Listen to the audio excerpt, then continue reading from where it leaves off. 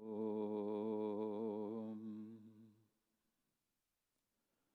Guru Brahma Guru Vishnu Guru Devo Maheshwaraha Guru Sakshat Param Brahma Tasmai Shri Gurave Namaha Ajnanatimirandhasya Jnananjana Shalakaya Chakshurmilitam Yena Tasmai Shri Gurave Namaha Tvameva Mada cha Pita Tvameva Tvameva Bandhuscha Sakha Tvameva Tvameva Vidya Dravinam Tvameva Tvameva Sarvam Amriteshwari Ma Tvameva Sarvam Amriteshwari Ma Tvameva Sarvam Amriteshwari Ma.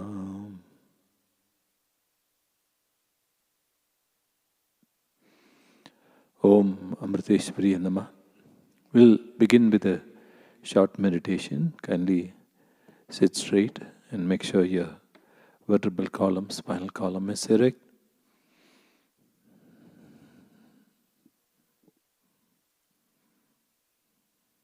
Slowly close your eyes.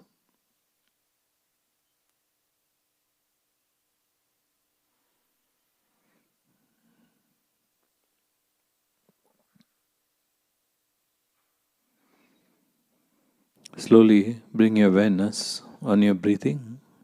Follow each and every inhalation and exhalation that comes in and goes out of your body.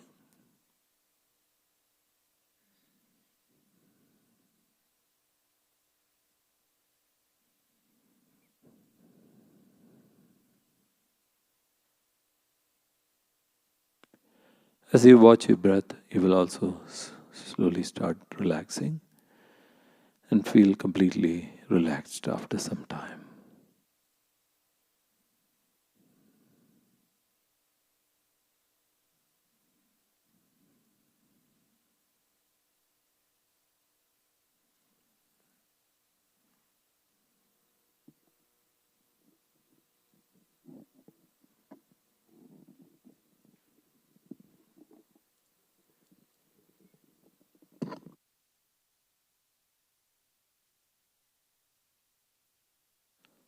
And now we'll chant Om 3 times.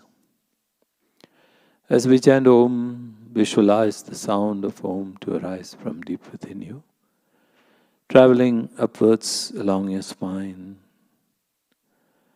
and feel the purity as it cleanses the body, the mind, and the atmosphere around you. Now kindly take a deep breath.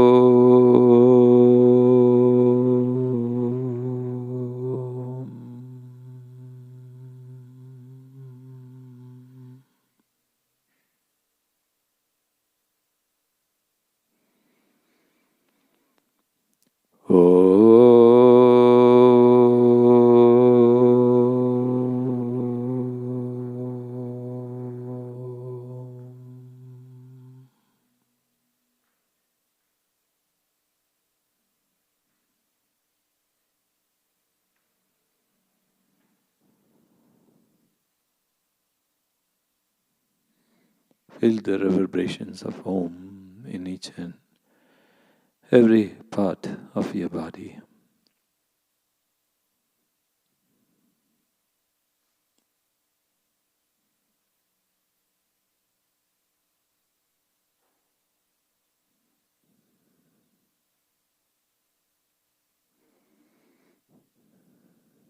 Slowly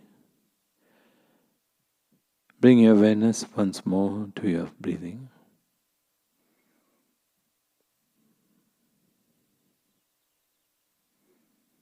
Now as you follow the in-breath, Chant the mantra Ma silently along with your in-breath.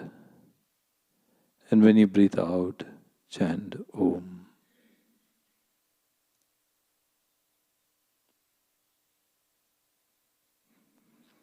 Ma is a representation of divine love. Om of divine light. We need not visualize love and light, just feel the presence of love and light in your heart. And as it keeps growing,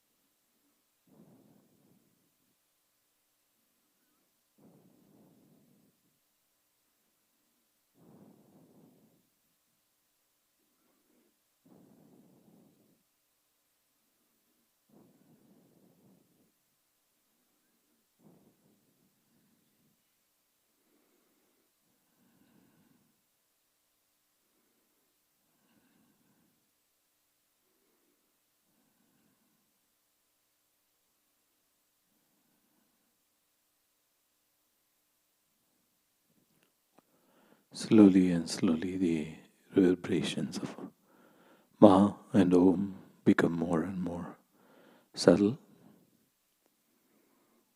Instead of the sound of Ma and Om, just feel the vibrations within you.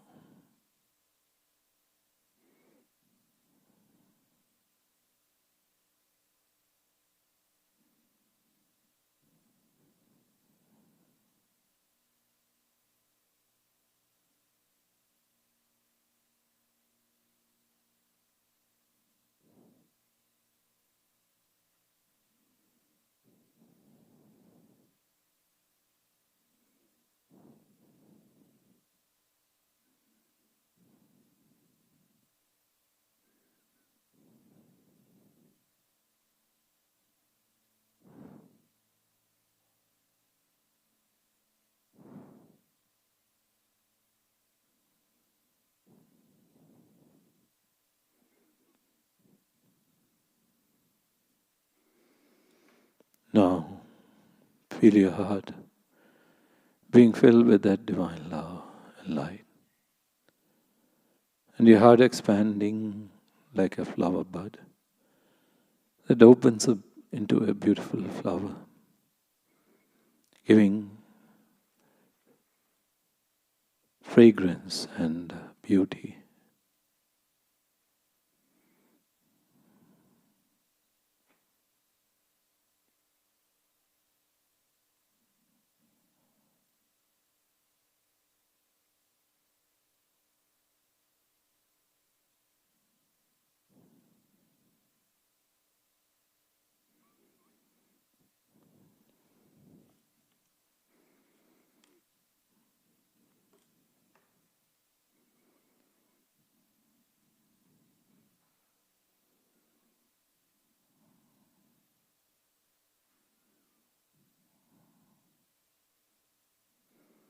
Feel your heart being filled with that divine love, with peace, with bliss, with silence, and with contentment.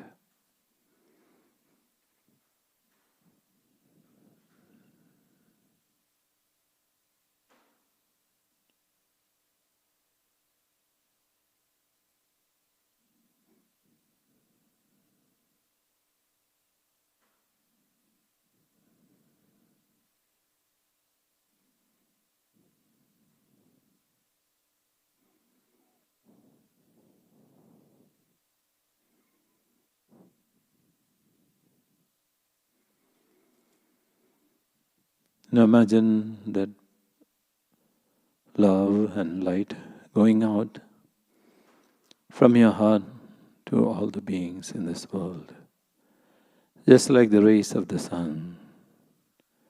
And as the light falls on each and every being, imagine they also become more loving, more peaceful, more blissful, and more content. And while doing so, we'll chant the Loka Samasta prayer 9 times. Om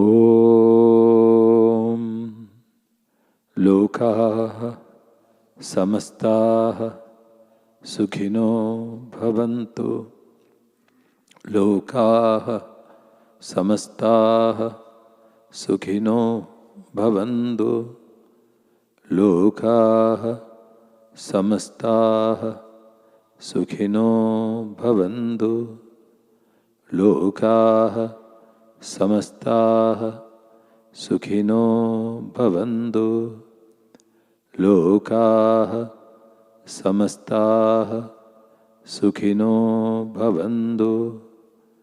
Loka Samasta Sukhino Bhavantu. Loka Samasta Sukhino Bhavantu. Loka Samasta Sukhino Bhavantu.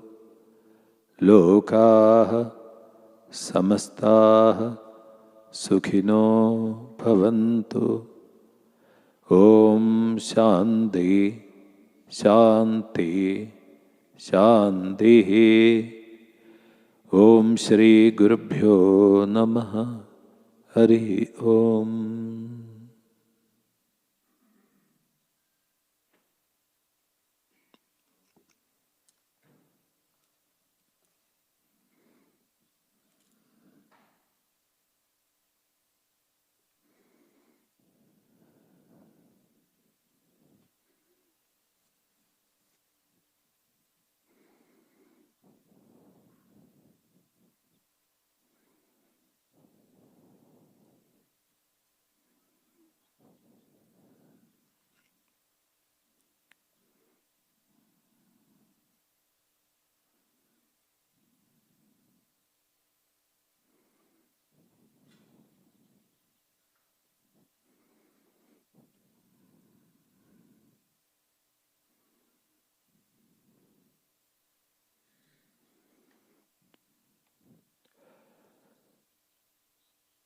Om Dhyayamo Dhvlavagundhanavatim तेजोमयीं नष्टिकीं स्निग्धापाङ्गविलोकिनीं भगवतीं मन्दस्मितश्रीमुखीं वात्सल्यामृतवर्षिणीं सुमधुरं सङ्कीर्तनालापिनीं श्यामाङ्गीं मधुसिक्तसूक्तिम् अमृतानन्दात्मिकाम् ईश्वरीम्। ॐ सदाशिवसमारम्भां शङ्कराचार्यमध्यमाम् अस्मदाचार्यपर्यन्तां वन्दे गुरुपरम्परां। श्रुतिस्मृतिपुराणानाम् आलयं करुणालयं नमामि भगवत्पादं शङ्करं लोकशङ्करं। शङ्करं शङ्कराचार्यं केशवं बादरायणं सूत्रभाष्यकृतौ वन्दे भगवन्तौ पुनः पुनः। ईश्वरौ गुरुरात्मेति मूर्तिभेदविभागिने व्योमवद्व्याप्तदेहाय दक्षिणामूर्तये नमः। ॐ अमृतेश्वर्यै नमः। ॐ अमृतेश्वर्यै नमः। ॐ अमृतेश्वर्यै नमः।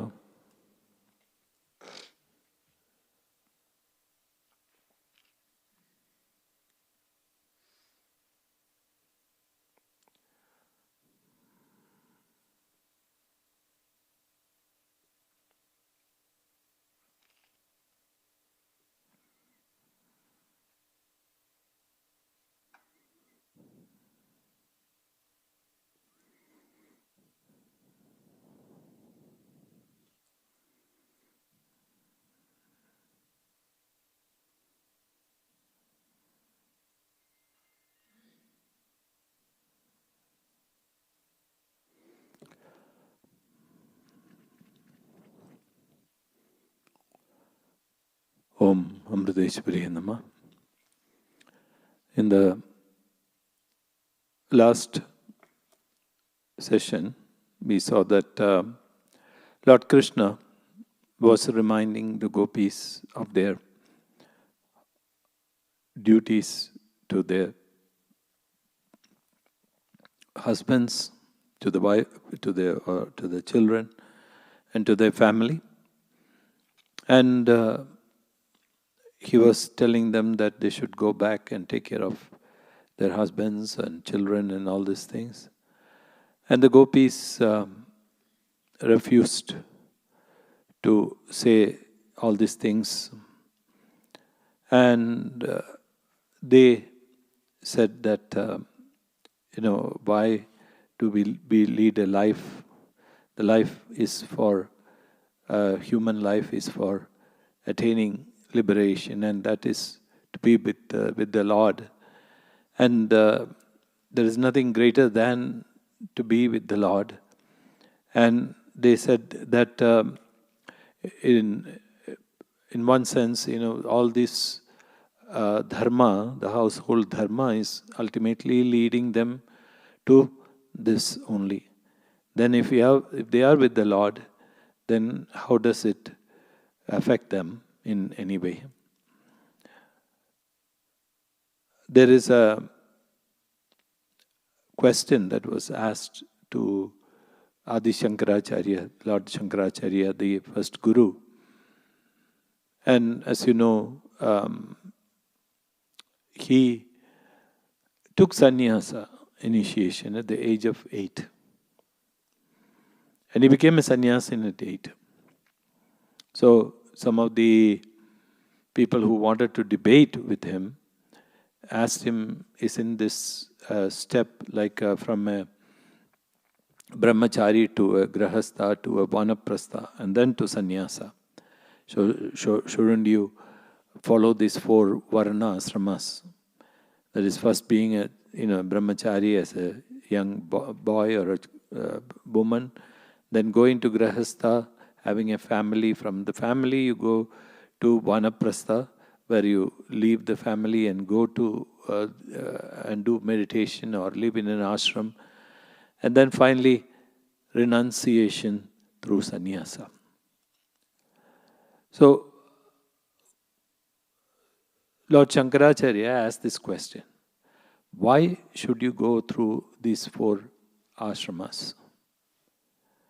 And is in these 4 ashramas to gain that maturity.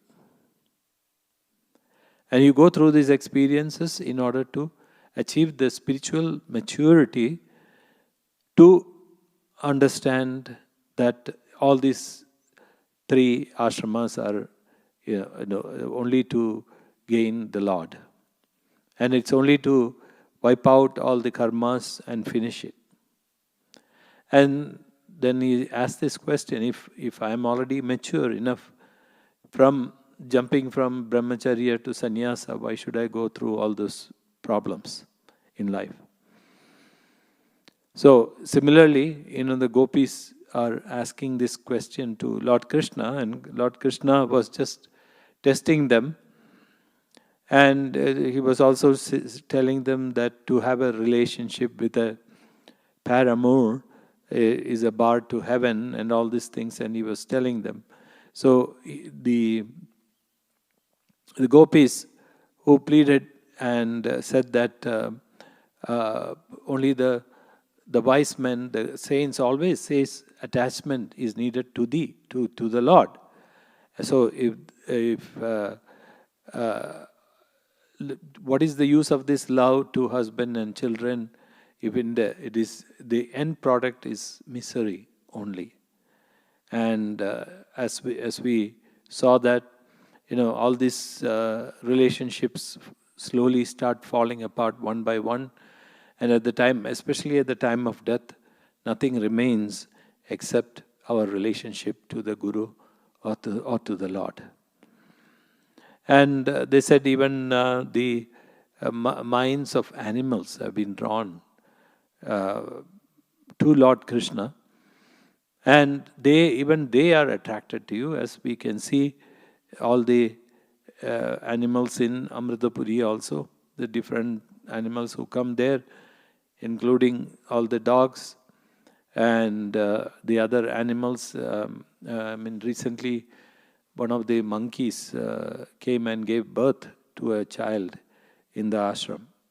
I think it was, when it came, it was pregnant and it was not going back. And I was thinking, why is it not going back? Usually when the monkeys come, they stay for maybe 1 or 2 days or 3 days, at the maximum 1 week, and then they go back. So after some time, I was wondering what happened. Then Amma said that monkey is pregnant.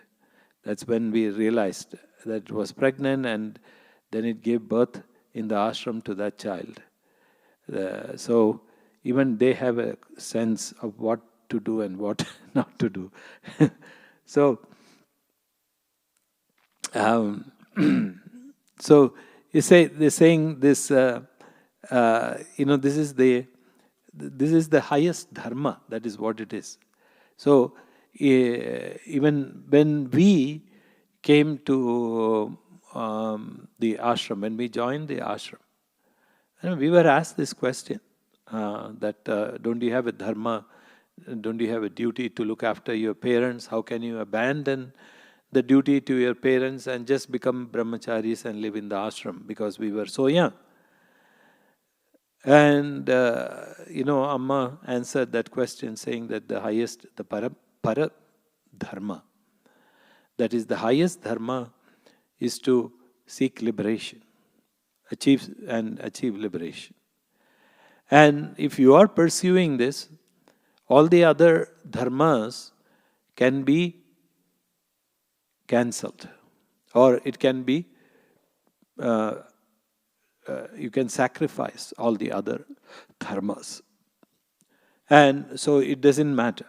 As long as you are sincere and seeking the truth.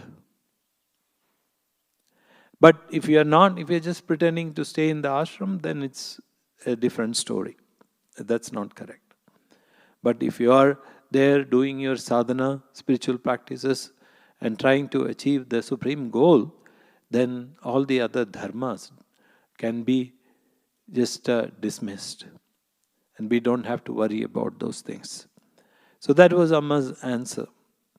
And so when we try to understand that this dharma, which is the highest of all dharma, we can sacrifice all the other dharmas, which is about the same thing that Lord Shankaracharya said. So the other dharmas does not count. And you don't have to go through those things. And so the gopis are saying,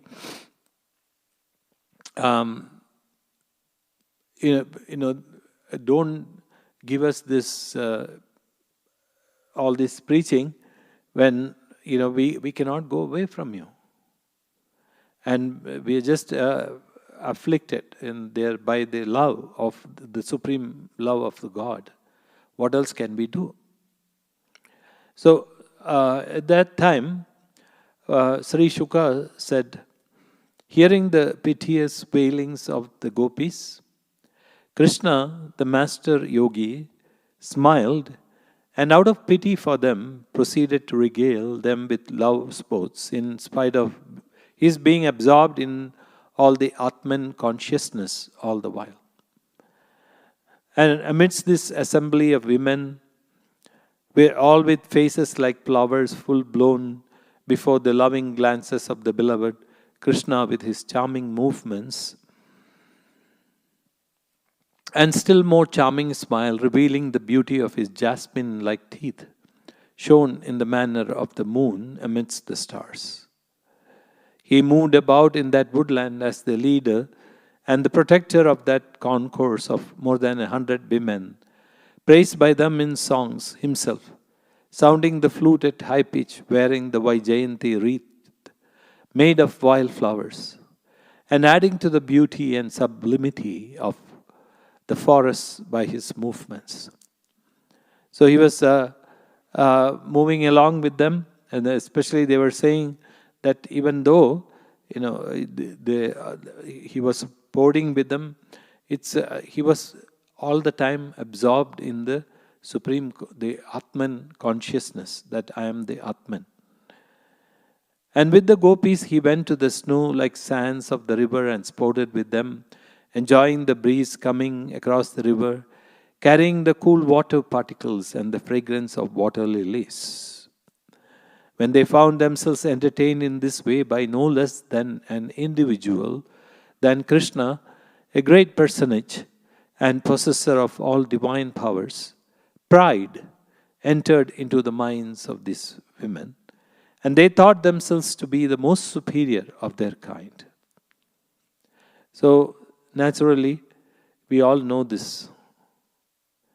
When Amma gives us more attention, naturally what happens is we feel that we are special. We are special than others. And the very fact, the reason that why Amma is giving us such attention is because we have something or we are special.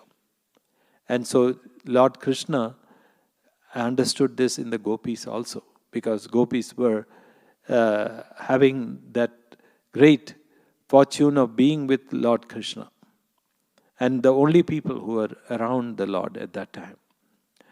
So the Lord sensed the pride, and that's one thing, as you know, the Lord cannot stand, or the Guru cannot stand, is ego. And the moment ego arises, either Amma will chop it off, or sometimes the other thing is Amma lets it grow to a height that, and when it reaches a height, she will just cut it off like with a machete. That's more painful. And so, similarly, when Lord Krishna saw this pride, seeing that pride of beauty and a sense of self-importance were developing in them, Krishna, who was still in their midst, suddenly disappeared, with a view to purify them through suffering and make them worthy of his grace. So, what did he do? He just disappeared from their midst. And the reason why he did it was to purify them through the suffering of the distance that the disappearance of Lord Krishna and being away from the Lord, and so make them worthy, make the gopis worthy of his grace.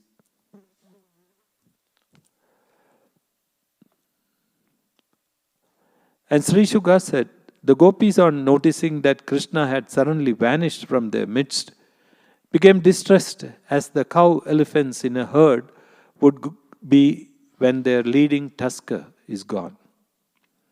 And these women, their minds being powerfully attracted and fully absorbed in the varied features and activities of the Lord, his gait, his love, his smile, his movements, his looks, his attractive conversation, and his various sportive activities, felt a sense of identification with him and assumed his ways and attitudes.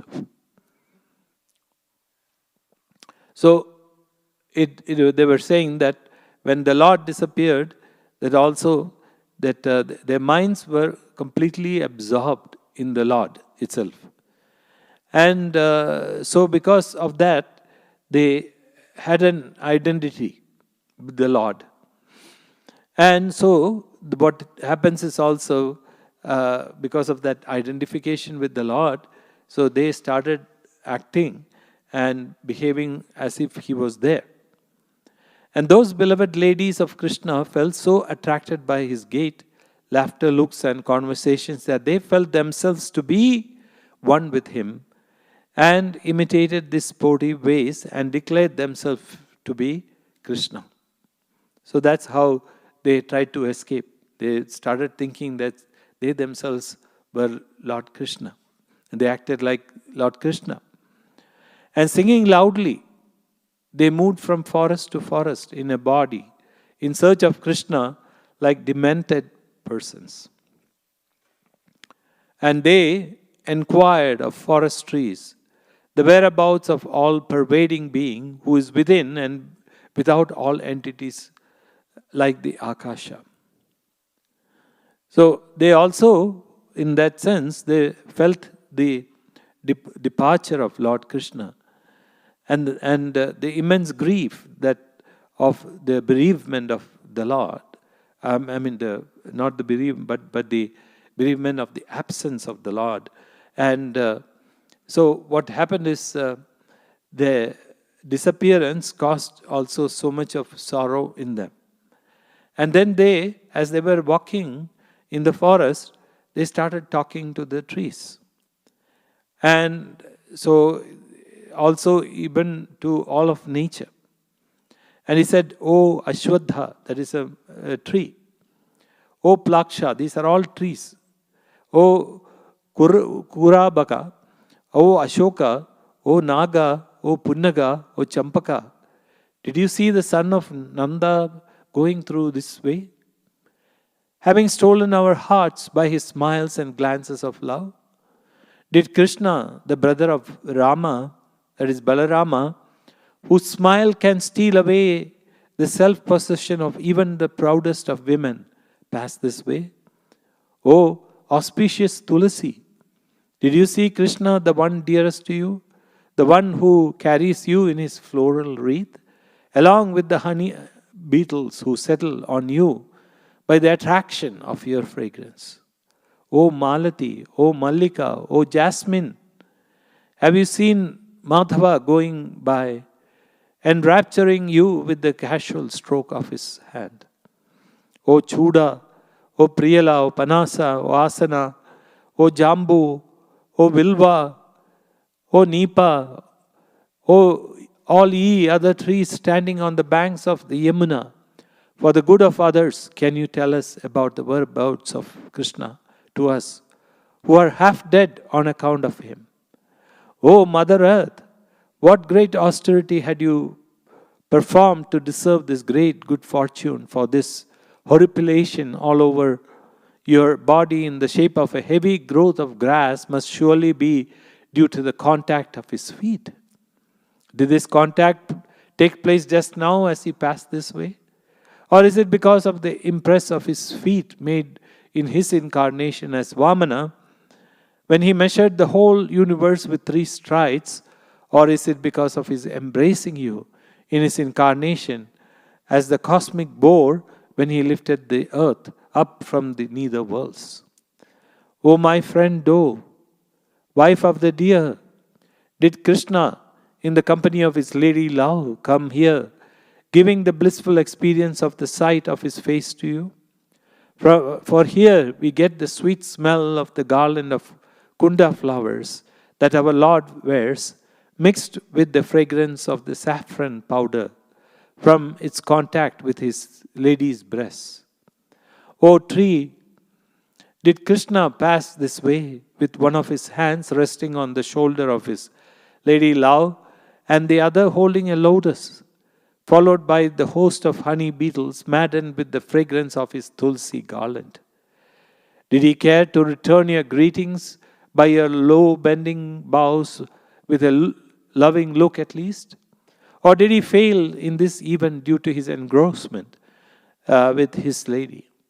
Though these creepers are embracing their husbands, the trees, they must certainly have been pressed by Krishna with his fingernails as he passed by them.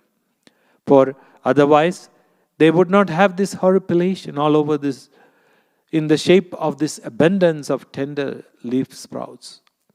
Ah, look at their good fortune. Let us ask them about the whereabouts of Lord Krishna. So, as they were getting more and more sad, not seeing Lord Krishna, and so as they were walking, they were talking as if there's mad people, like they were talking to the trees, the different trees, and the forest trees asking whether the Lord has passed this way. Then they saw the tulsi plant, and they were asking the tulsi plant, "Did you see Krishna passing this way?" And then they talked to the flowers, the jasmine, the roses, and all these flowers, and saying that, have you seen Lord Krishna? And then finally, as they reached the banks of Yamuna, they saw all the trees, and they were asking those trees. And in the end, they were asking Mother Earth also. And they were saying, there's this heavy growth of grass. It surely must have been by the contact of his feet. Or is it because, in his incarnation as Vamana, you remember the story of Bali, when Mahabali, when the king Mahabali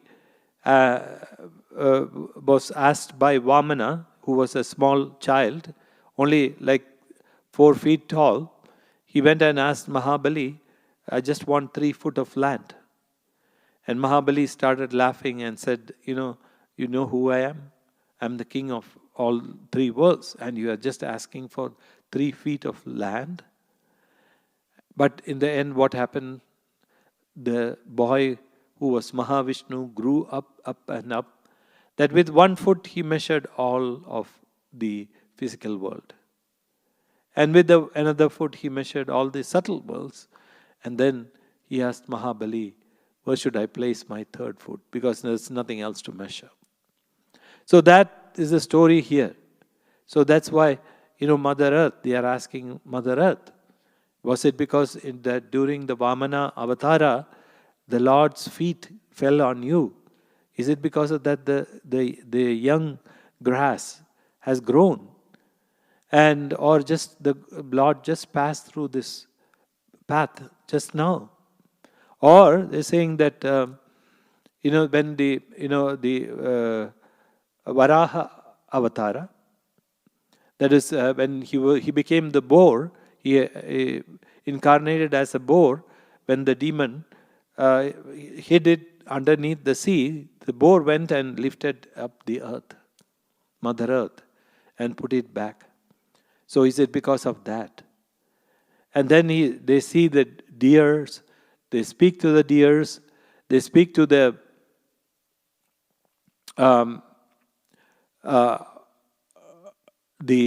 also the the creepers, and so they are just madly in search of Lord Krishna. And Amma's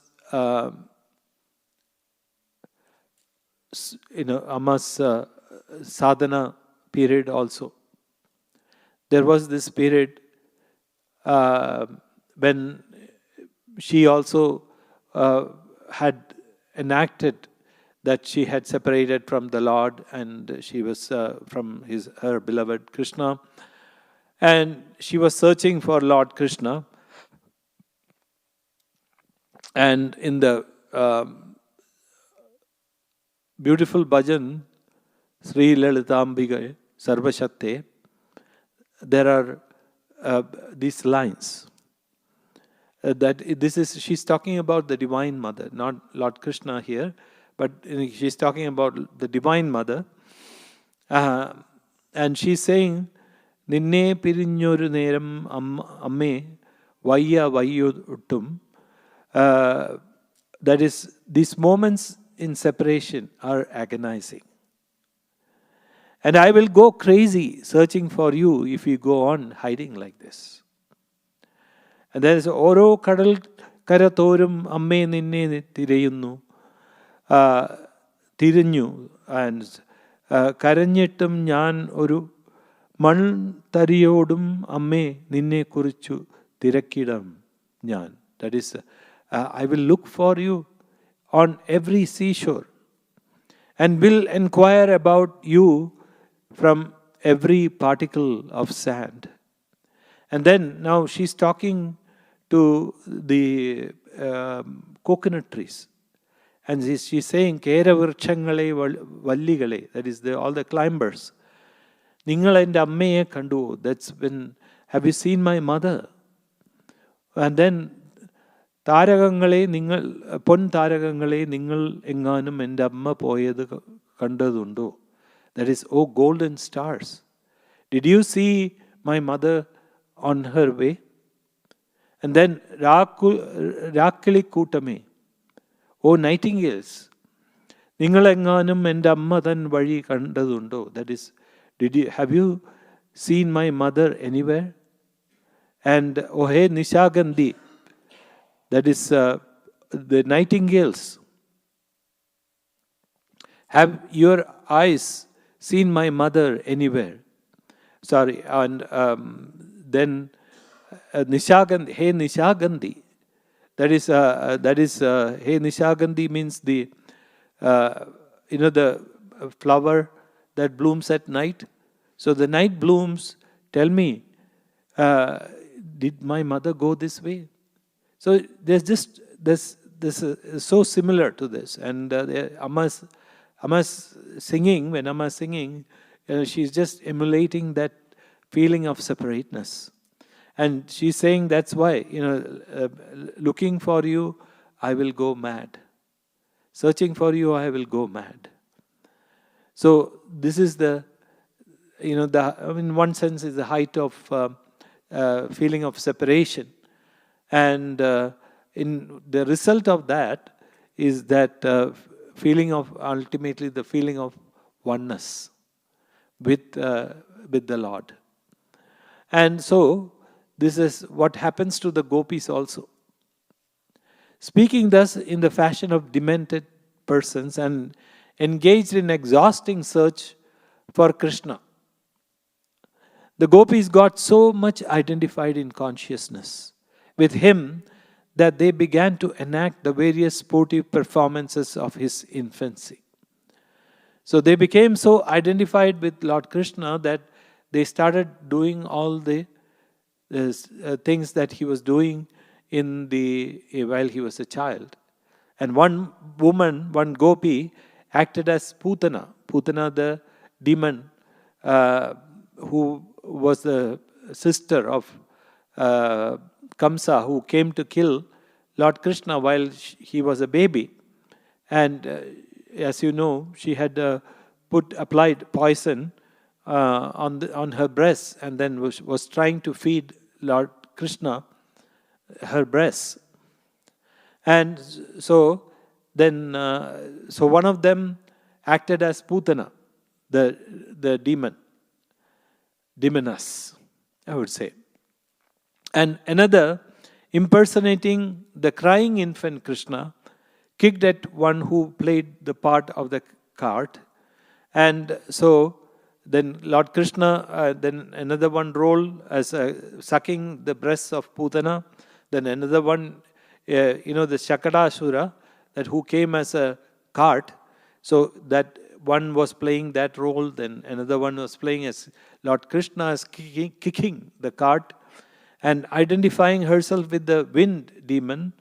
And one gopi carried away another standing for Krishna. And another one began to move about like baby Krishna on knees and hands, filling the place with the murmur of many bells on girdles and anklets. Two of them impersonated Rama and Krishna, and some others the cowherd boys and calves.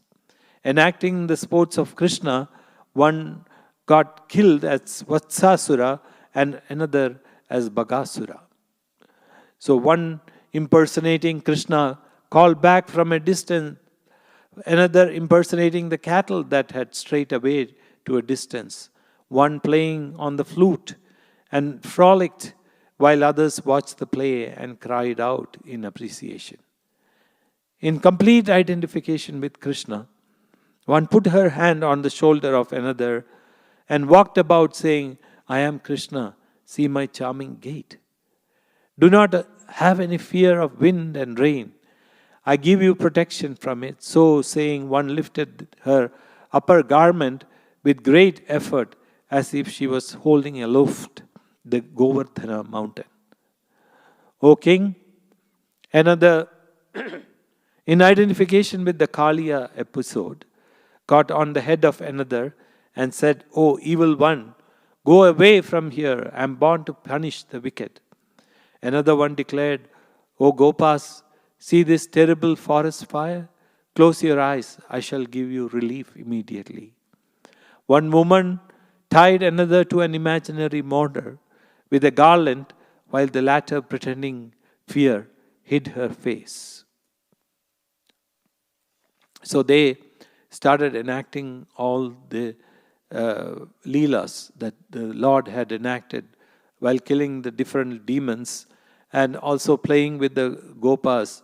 And during the forest fire, when he protected them, and he just asked them to close their eyes, and with his illusion, he changed the forest fire. And all these different leelas were again played by the gopis. And in this way, as they wandered in making inquiries regarding Krishna of the trees and the creepers of Vrindavana, they came across the clear imprints of the feet of Krishna, the Supreme Being, at a place.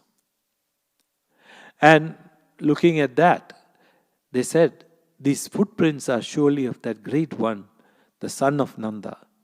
For in the foot impressions can be seen the distinctive marks of flag, lotus, thunderbolt, hook, grain, etc., they said.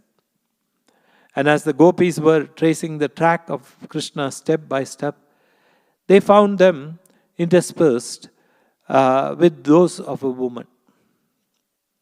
So as they were walking, they saw the footprints, and as you know, these distinctive marks, like the flag, the lotus, thunderbolt, and grain, hook, and grain, these were actually imprinted on the under the feet of the Lord, showing his divinity. So that's what they saw on the mud also. And that's how they identified that as the Lord's feet. But then they saw another feet of a woman. And very much concerned at this, they began to say, who is this woman that, like a cow elephant led by the leader of the herd, had the good fortune to be led by Krishna? Surely the Lord should have been worshipped very devoutly by her. And for deserting us all, Krishna, the most distinguished one of Gokula, has gone with her into solitude as a special mark of favor to her. Oh friends, The dust of Krishna's feet that you find here is very holy indeed. For Brahma, Shiva, and Rama apply it to their heads for the effacement of all sins. But these footprints of the woman cause great agitation in our minds. For she has stolen away what is the common property of all of us gopis, the nectar of Krishna's lips, and is enjoying it alone in solitude. But mark here, at this place, the woman's footprints are not to be seen. So, as they see these footprints of Lord Krishna, they say that it is even the sand, the dust of Lord's feet is very holy, because even the trinities, Brahma, Shiva, and Rama, they apply it on their heads. But they are concerned about this feet of a woman, and they are thinking about who is this woman. And she says, in one place, the footprints are missing of the woman's. The woman's footprints are missing. And so they say, surely the lover who must at this place have lifted up the beloved on his shoulders, as her tender feet must have been injured by the sprouts of grass. O gopis, look here at these deep impressions made by Krishna's feet. It is surely due to the weight of the woman carried on his shoulder by the love-stricken Krishna. So now they started making up all these different stories when they see all these footprints. And here Krishna, the great one, must have lowered his handsome lady love from his shoulders in order to pluck flowers for her. In proof of it, see how the mark of the toes and the forepart of the feet have gone deep into the sand, while there is no mark of the heel. To reach the flower high on the branch, he must have reached up, standing on the toes. Surely the lover must have dressed the hair of the beloved here. This must be the place where he sat, decorating her locks with the flowers he had gathered. So all these stories, they're imagining all these things in their mind and making up all these different stories. Like, Lord Krishna would have carried her and must have been with her and dressed and plucked flowers and put it on her head, and all different stories are being made up by the gopis. And Sri Shuka said, ever established in the self, ever reveling in the bliss within himself, Krishna's poise in the spirit was not in the least broken in the course of this involvement with women. Then why did he do it? It was perhaps to show the misery of enslavement that sexuality brings to lovers, and the limits to which the perversity of women can descend in love sports. While the gopis thus moved about wailing like demented people, the particular woman, taking whom Krishna had deserted, the others also became subject of inordinate pride. She thought, I am the pick among women, for among all these women who have ascended Cupid's chariot, our dear one who has selected me for his special favor. So here, the Sri Shuka is explaining, why did the Lord do this? And he was always rebelling in bliss. And there is no need for him to pick up a particular woman or be with women itself. That's not the point. So why did he do it? It was to show the misery of enslavement. That he's saying that when lovers become enslaved because of their identification with the body, and because of that, which the mind can become so perverse and think about all these things. When you must have heard that story Amma says, one day a man who could read the fate of people on their head. And he found a skull lying on the beach as he was walking. And when he examined the skull, it was written on the skull that its karma was not over. And he was thinking, it is already dead and gone. The person has gone. How can that karma be not finished? So he was very curious. So he wanted to know how come this karma is not gone. So he took the skull with him, and then he hid it inside a cupboard in his part of his cupboard, and locked it very carefully. And every day he would open it and see if there is any changes occurring to the skull. A few days later, his wife started seeing his behavior, strange behavior. And the wife would hide and see that every day he would open the cupboard, look at the skull, take the skull, look at it very carefully, and then put it back and lock it again. So she became more and more curious, and one day she decided that this was his lover's skull, and he missed the lover so much, that's why he's looking at the skull every day. So after some time she couldn't bear with it, so she broke open the lock, she took the skull and put it on a pounder and pulverized it and threw the powder away. So that evening, when the man came back and he couldn't find his skull, he asked his wife, "Did you see the skull?" Then the wife just started giving it back to him and said, "I knew it. It was your lover's skull, and you were looking at it every day, and you had this, you had that." And finally she said, "I took it, I powdered it, and threw it away into the ocean." The man smiled and said, "Oh, now I understand why the skull had that remaining karma." So, but what they're saying, when the perversity of love, when it is attached to a human body, that's what is the same thing which is being shown here by Lord Krishna. So that's Lord Krishna wanted them to become aware of that.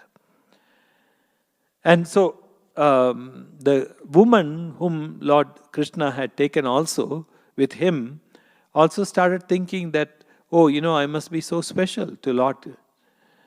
And so after what happened is, after walking a little distance in the forest with him, that woman, moved by self-conceit, said to Lord Krishna, "I cannot walk any longer. You may carry me to whichever place you want to go."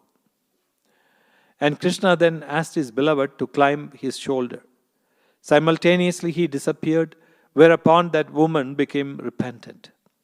She began to cry aloud, "O my Lord, O my dear one, O one with powerful arms, O most beloved one, where have you gone?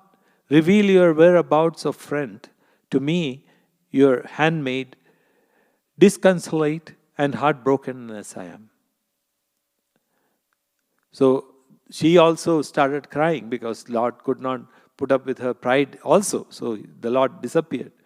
And now the other gopis searching for Krishna nearby came across this woman distracted by the disappearance of the beloved. Hearing all that had happened, how she was honored by Krishna, and how out of her perversity she behaved insultingly to him, they were all lost in astonishment. They extended their search to the limits up to which moonlight penetrated the woods, but finding it all dark beyond that thickly wooded forest, they retreated from their quest. With mind merged in him, ever engaged in talks about him, often imitating his acts and movements, Merging themselves in spirit with him and always singing about his excellences, they forgot all about their home and its affairs. And afterwards, they all gathered on the banks of the Yamuna, where they had their meeting with Krishna earlier, and began to sing in chorus the excellences of Krishna, eagerly expecting his reappearance. So now they all realized, that they are all in the same boat. And they started searching for him, and in their search in between, they became identified with Lord Krishna. And then they, not only that, they started singing loudly and chanting loudly his names and his excellences. So that's how, when the question is asked, why should we praise the Lord? And why should we sing all the praises of God? Does the God need these prayers or these praises? No, it's definitely it is for us. By doing that, by singing those praises, it is our mind that is being cleansed. As Amma says, the sun doesn't need the light of a candle. So similarly, God doesn't need all these praises. But when the God disappears from our mind, it is to bring the God's memory within our mind that we are singing these praises. And as you know, our mind is always forgetting the divine. And once in a blue moon, it might think about the divine. And by singing these praises, suddenly, that light of the Lord or the Guru is brought into our mind, into our hearts. The remembrance comes. So why do we sing bhajans? Same thing. That's why we sing bhajans. To remember Amma. And to bring about the presence of Amma in our midst, in our mind. And to think about her. And as you know, all the bhajans, it describes the form of Devi or the Lord of the form of Krishna. And also, if you look at the Vedantic bhajans, it describes the supreme consciousness, making us aware and of all the different aspects of the divine, both the formless as with the form. And as you know, the last but one song that Amma sings, the Vedantic song, it reminds us of the true nature of life. So, you must have heard that Manase nin Sondamai, O mind, become surrendered, that there is nobody close to you. Nobody belongs to you, no one is your own. Because at the time of death, you have to leave everybody. You have to leave everything, even your own body. And she was saying that when your beloved sees the dead body, even she will go away. She is not going to come with you. And so all these things are to remind us the nature of this world. And to think only about Amma or the divine. So that's why we sing the praises of the Lord. Not that God wants it. And everybody asks this question, why does God want all these praises? So, coming back, I just wanted to conclude by saying that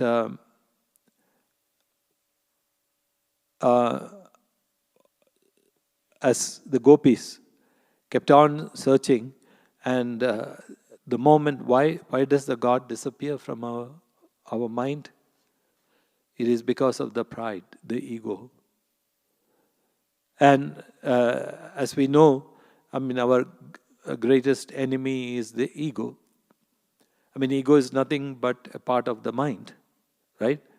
Mano buddhi ahankara chitta, that is mind, the thoughts of the mind, buddhi, intellect, and the ego, and finally the memory stuff.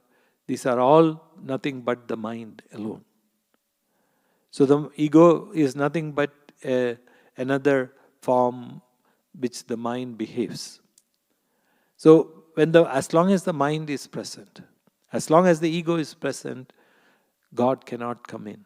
The Lord Amma cannot enter into our heart. Amma also tells the story of when one of the bhaktas, the devotees of Lord Shiva, was being beaten up by one of the wicked people. He started calling, "Oh Lord, oh Shiva, Shiva, Shiva, please come and help me." And at that time, Lord Shiva was sitting in Mount Kailasa with Parvati. And when he got up, Parvati asked him, "Where are you going?"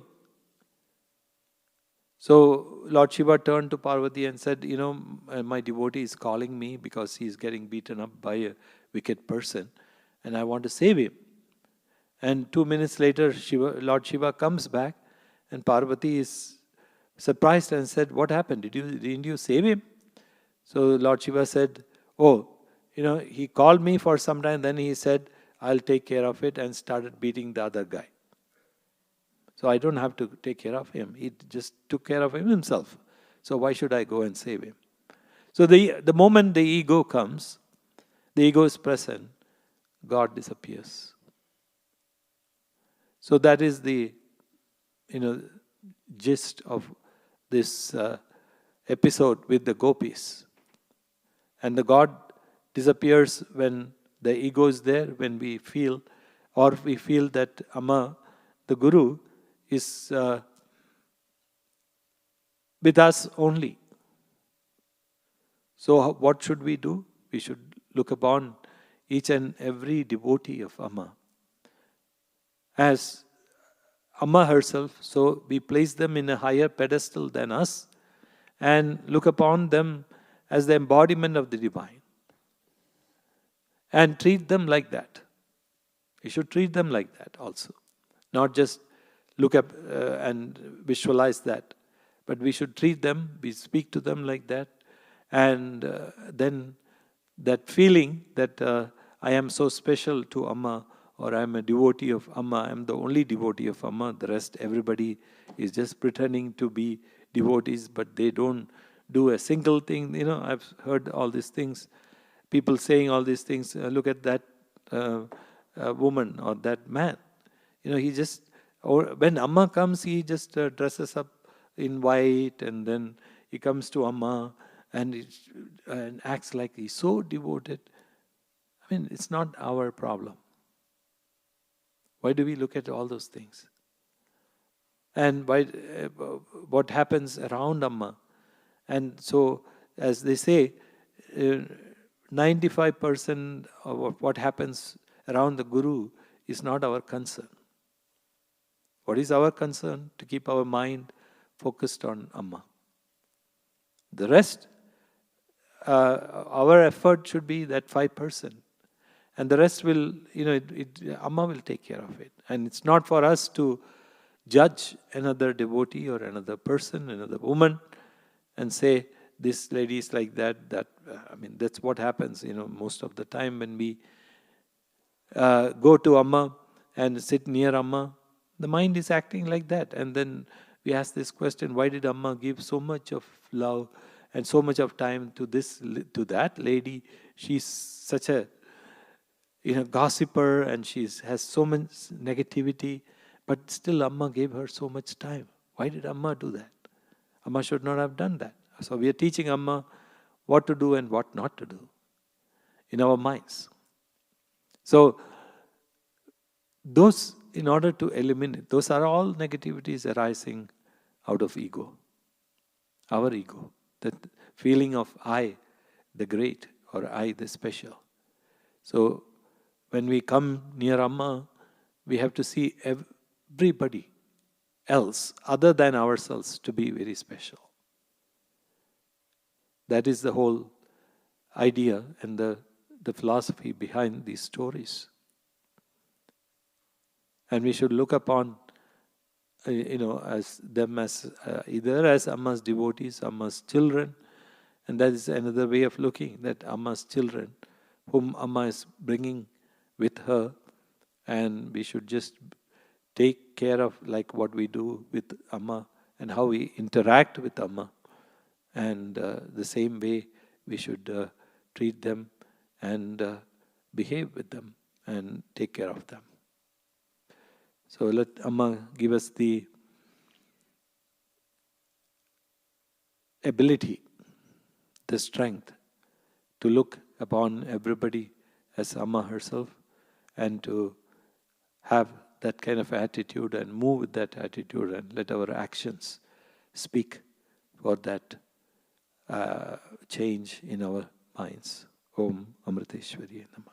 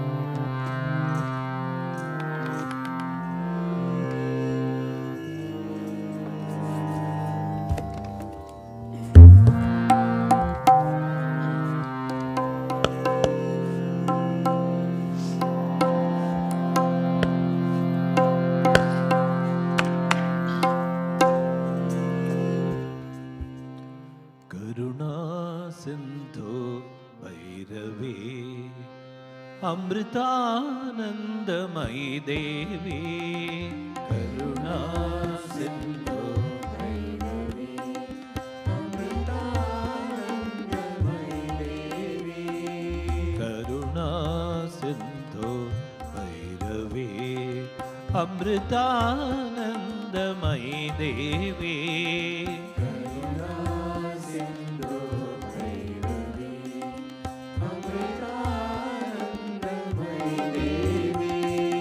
करुणा सिंधु भैरवी पूर्ण ब्रह्मस्वरूपिण्ये सच्चिदानन्दमूर्तये आत्मारामाग्रगण्यायै अमृतेश्वर्यै नमो नमः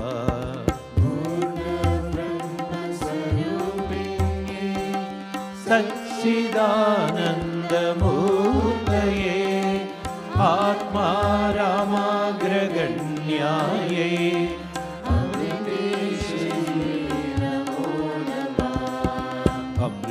अमृतेश्वरि नमोस्तुते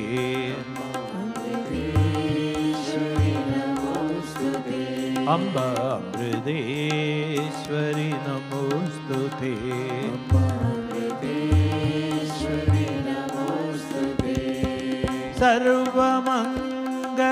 सर्वमङ्गलमाङ्गल्ये शिवे सर्वार्थसाधिके शरण्ये त्र्यम्बके गौरी नारायणि नमोस्तुते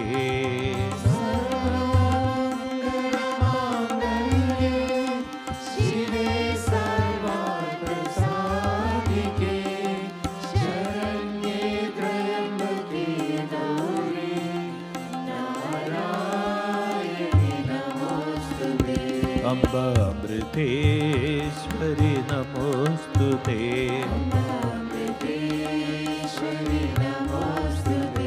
अम्ब अमृतेश्वरि नमोस्तुते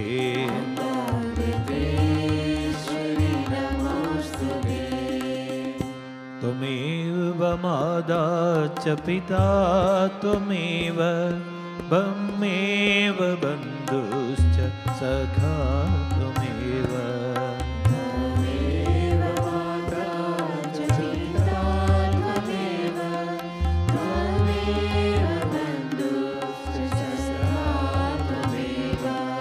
त्वमेव माता च पिता त्वमेव त्वमेव बन्धुश्च सखा त्वमेव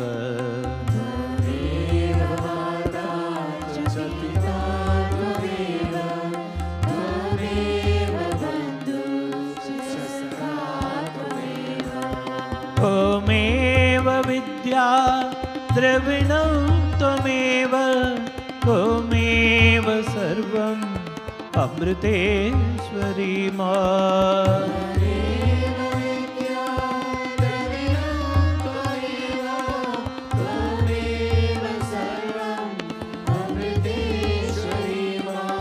त्वमेव सर्वम् अमृतेश्वरी मा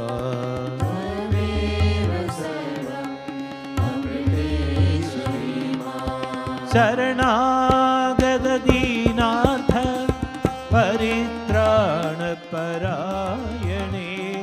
सर्वसार्थि हरे देवी नारायणि नमोस्तुते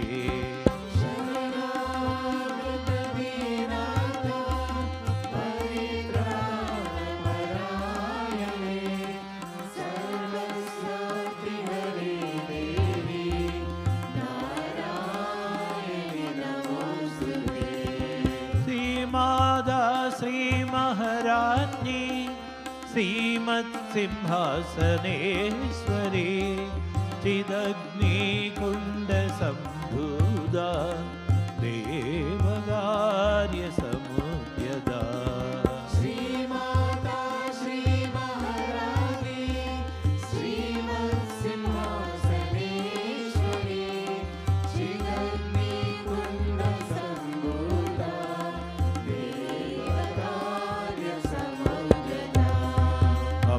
अमृतेश्वरि नमोस्तुते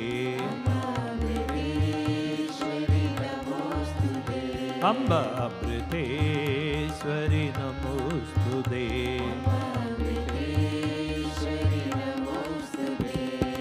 करुणा सिंधु भैरवी अमृतानंदमयी देवी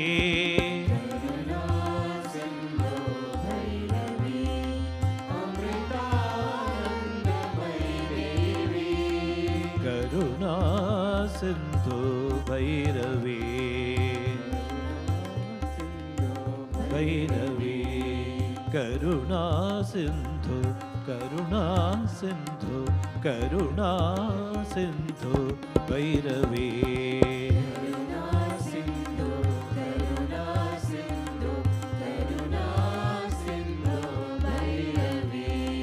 करुणा सिंधु करुणा सिंधु करुणा सिंधु भैरवी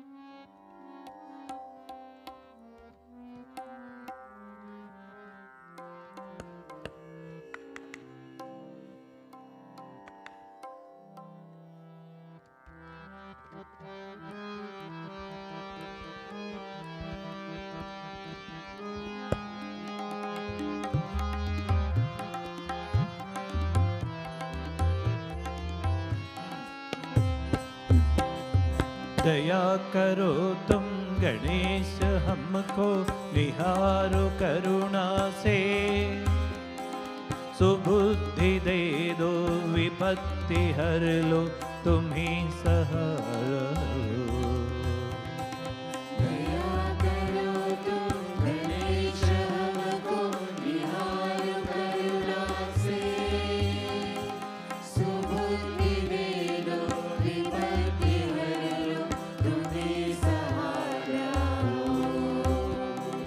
दया करो तुम गणेश हमको निहारो करुणा से सुबुद्धि दे दो विपत्ति हर लो तुम ही सहारा हो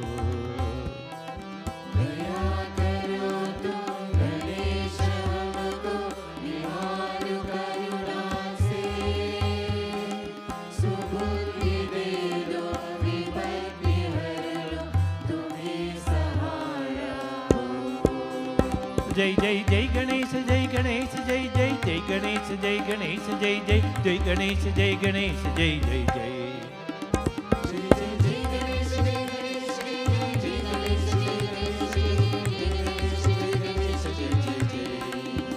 जय जय जय गणेश जय गणेश जय जय जय गणेश जय गणेश जय जय जय गणेश जय गणेश जय जय जय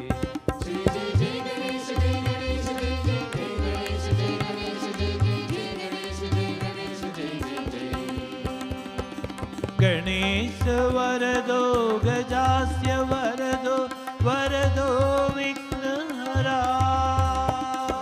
गणेश वरदो गजास्य वरदो विघ्नहरा तुम्हारी करुणा हमारे ऊपर सदा बने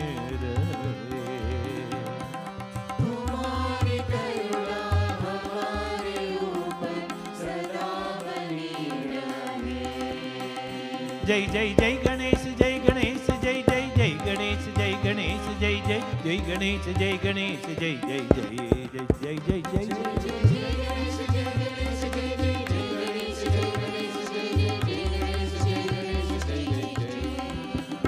जय जय जय गणेश जय गणेश जय जय जय गणेश जय गणेश जय जय जय गणेश जय गणेश जय जय जय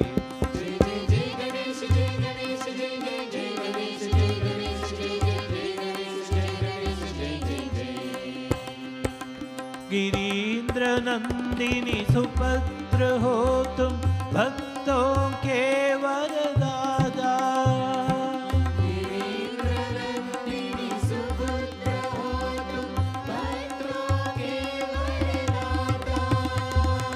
महेश नंदन तुम्हें हमारा प्रणाम है देवा महेश नंदन तुम्हें हमारा प्रणाम है देवा। जय जय जय गणेश जय गणेश जय जय जय गणेश जय गणेश जय जय जय गणेश जय गणेश जय जय जय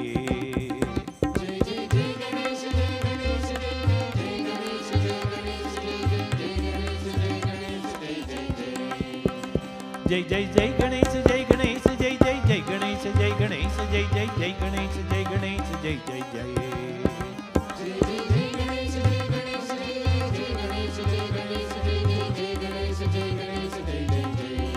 जय जय जय जय जय गणेश जय गणेश जय जय जय गणेश जय गणेश जय जय जय गणेश जय गणेश जय जय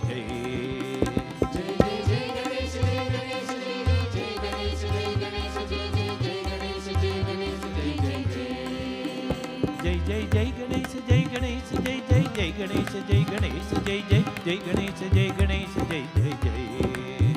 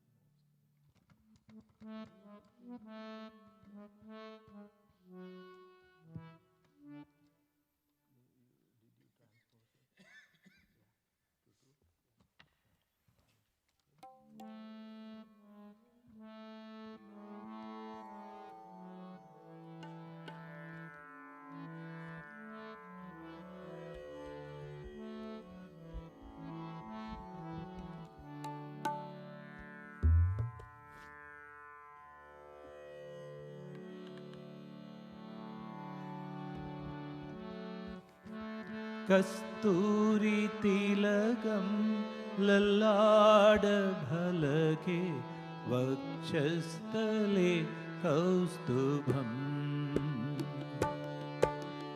कस्तूरी तिलकं ललाटफलके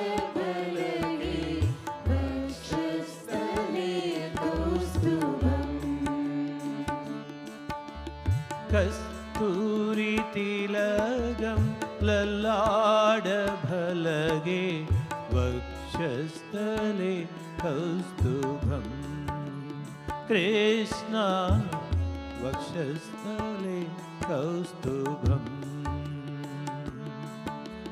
कस्तूरी तिलकं ललाटफलके वक्षस्थले कौस्तुभम् कृष्ण वक्षस्थले कौस्तुभम्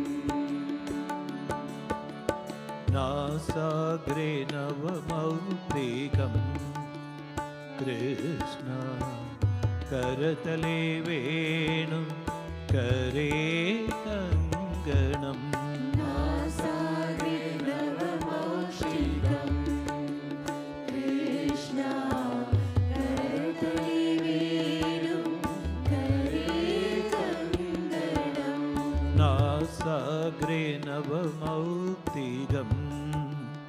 कृष्ण करतले वेणुं करे कङ्गणम् नासाग्रे नवमौष्टिकम् कृष्ण करतले वेणुं करे कङ्गणम् सर्वाङ्गे हरिश्चन्दनं चकलयम् सर्वाङ्गे हरिचन्दनं चकलयम् सर्वाङ्गे हरिश्चन्दनं चकलयम् सर्वाङ्गे हरिचन्दनं चकलयम् सण्डे च मुग्धावली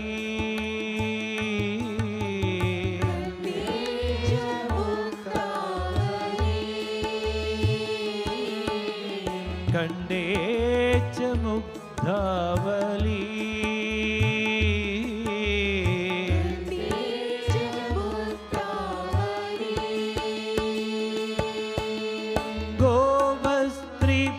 गोवस्त्रिपरिवेष्टितो विजयते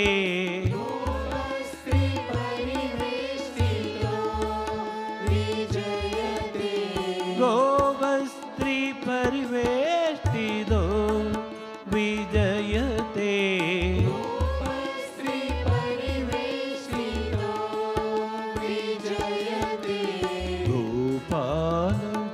गोपालचूडामणि कृष्ण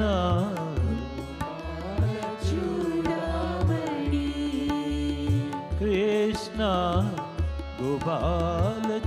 गोपालचूडामणि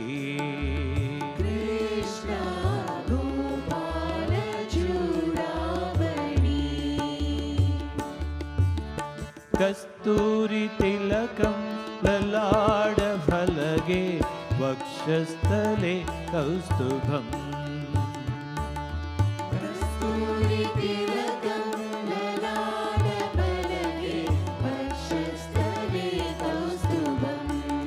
कृष्ण वक्षस्थले कौस्तुभम्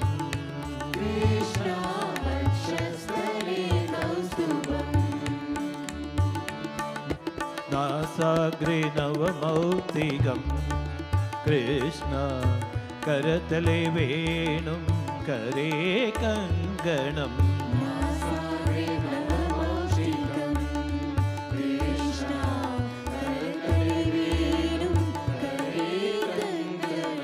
नासाग्रे नवमौक्तिकम् कृष्ण करतले वेणुं करे कङ्गणम्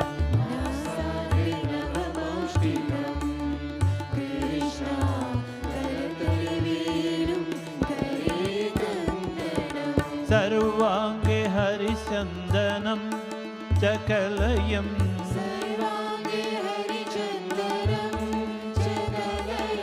सर्वाङ्गे हरिचन्दनं चकलयम्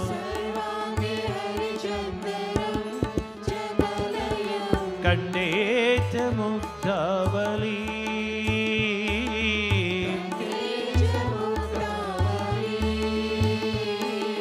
कण्डे च मुग्धावली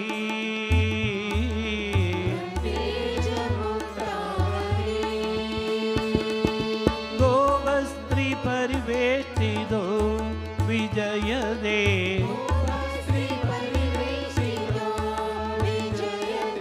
गोवस्त्रिपरिवेष्टितो विजयते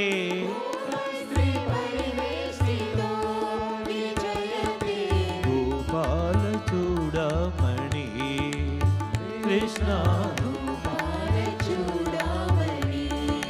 कृष्ण गोपालचूडामणि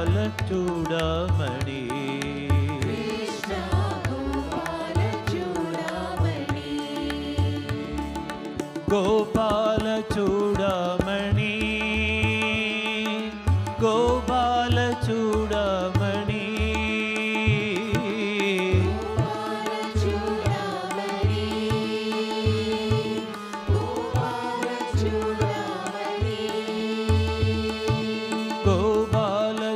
गोपालचूडामणि गोपाल चूड़मणि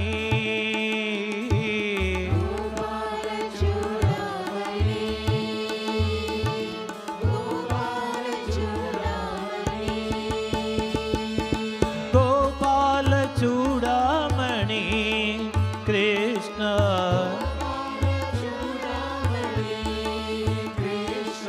गोपाल चूड़मणि कृष्ण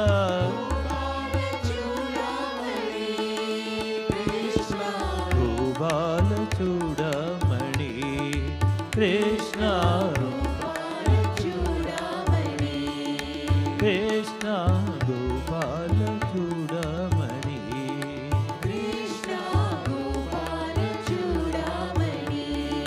कृष्ण गोपाल चूड़मणि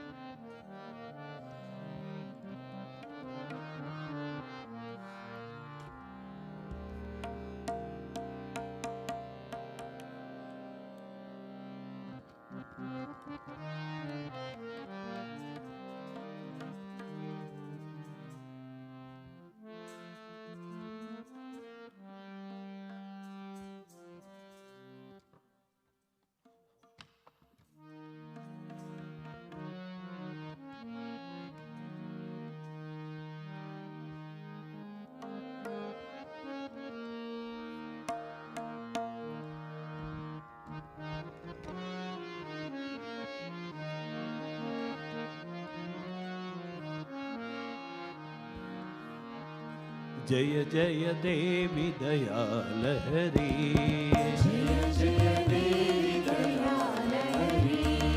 जय जय देवी दयाल हरि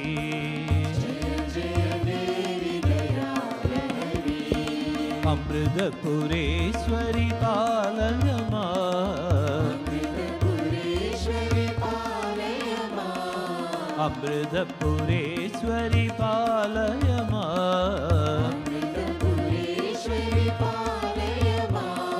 जय जय देवी दयाल हरि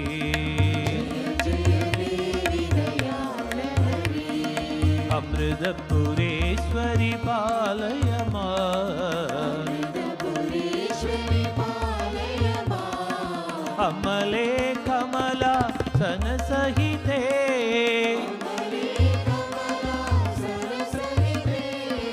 अमले कमला सन सहिते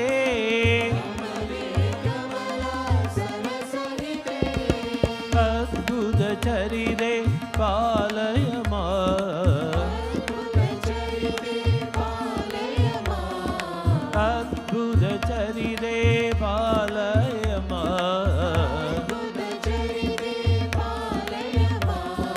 जय जय देवी दयाल हरि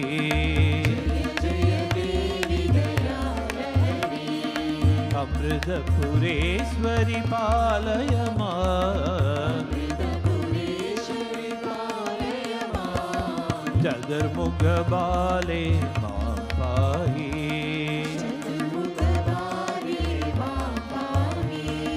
चतुर्मुख बाले मां पाहि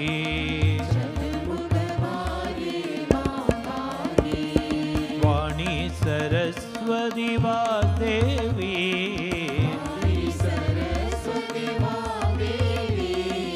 वाणी सरस्वती वाग्देवी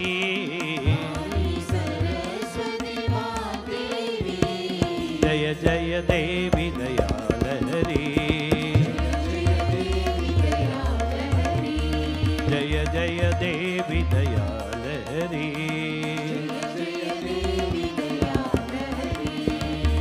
अमृतपुरेश्वरी पालय मां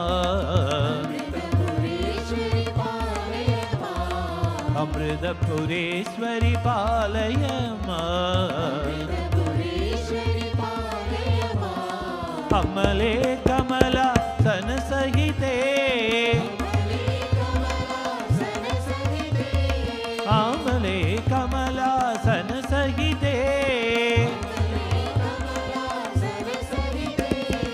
अद्भुत चरिते पालय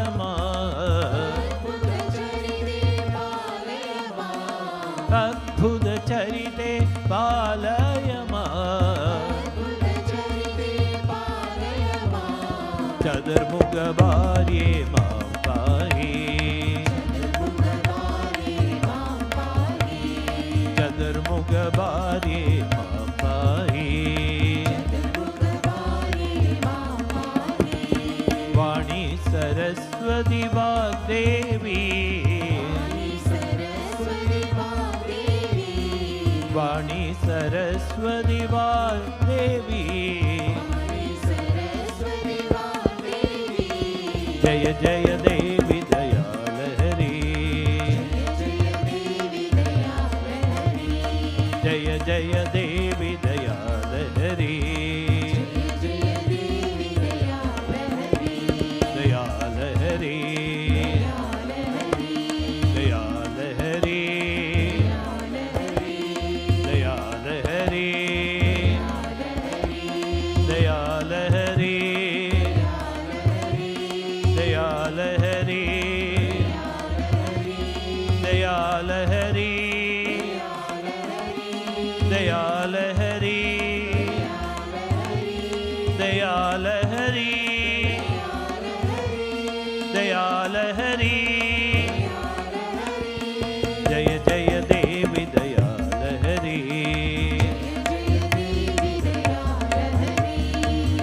जन्मपुरेश्वरी पालय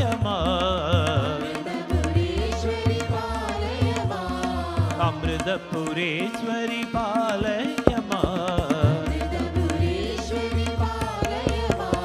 जय जय देवी दयालहरी दयालहरी दयालहरी दयालहरी दयालहरी दयालहरी दयालहरी दयालहरी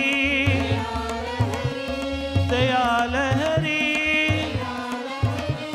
दयालहरी जय जय देवी दयालहरी अमृतपुरेश्वरी पालय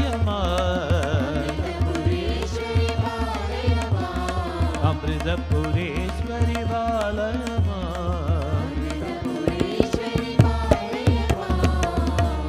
जय जय देवी दयालहरी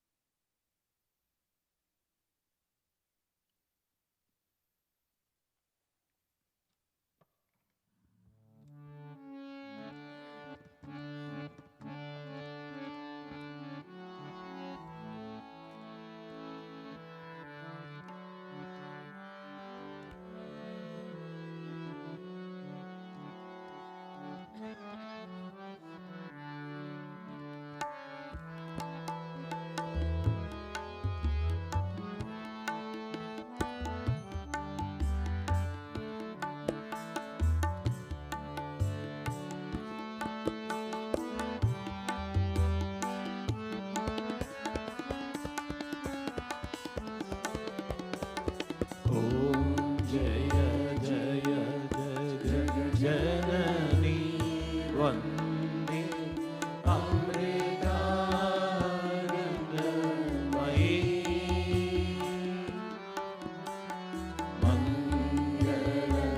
मंगलहारति माधव भवानी अमृतानन्दमयी माता अमृतानन्दमयी जनमदनिज सुखदायिनी माता अमृतानन्दमयी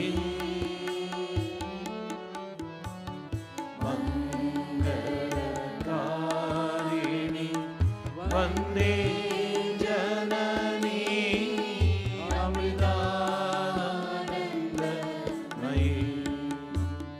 माता अमृतानन्दमयी सकलागम निगमादिषु चरिते अमृतानन्दमयी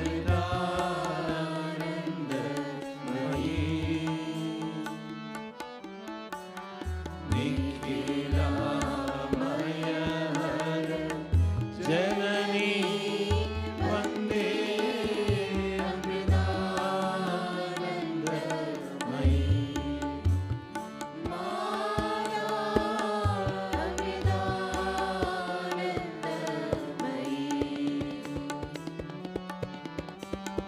प्रेम रसामृत वर्षिणी माता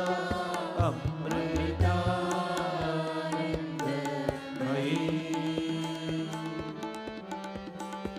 प्रेम भक्ति संदायिनी माता अमृतानन्दमयी माता अमृतानन्दमयी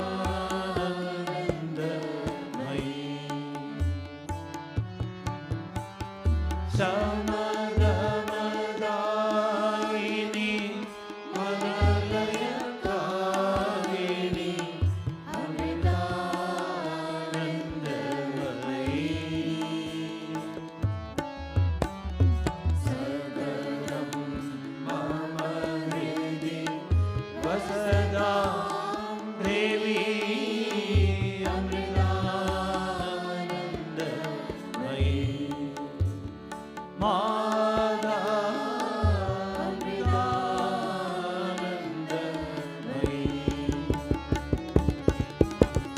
पतितोद्धार निरन्तर हृदये अमृतानन्दमयी परमहंस पदनिलये देवी अमृतानन्दमयी माता अमृतानन्दमयी हे जननी जनि मरण निवारिणी अमृतानन्दमयी हे श्रुत जन परिपालिनी जयदा अमृतानन्दमयी माता अमृतानन्दमयी सुरजन पूजित जय जगदम्बा अमृतानन्दमयी सहज समाधिषु धन्ये देवी अमृतानन्दमयी माता अमृतानन्दमयी माता अमृतानन्दमयी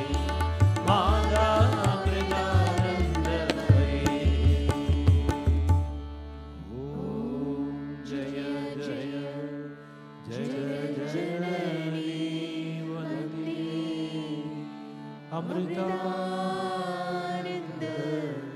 अमृतानन्दमयी मंगलहारति माधव भवानी अमृतानन्दमयी माता अमृतानन्दमयी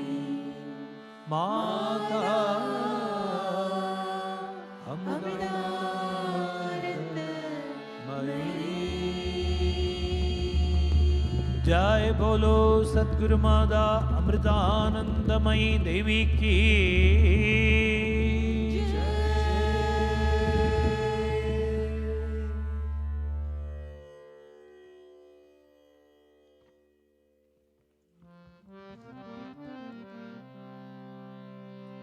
अमृतेश्वरी मंगलम प्रणमदा मुक्तिप्रदे मंगलम भुवनेश्वरी मंगलम सुकृतिना एकाश्रये मंगलम। अमृतेश्वरी मंगलम प्रणमदा मुक्तिप्रदे मंगलम भुवनेश्वरी मंगलम सुकृतिना एकाश्रये मंगलम। हृदयेश्वरी मंगलम हृदिलसत्तेजोमयी मंगलम। मृदुभाषिणी मंगलम विजयदा प्रेमावृते मंगलम। विजयदा प्रेमावृते मंगलम। विजयदा प्रेमावृते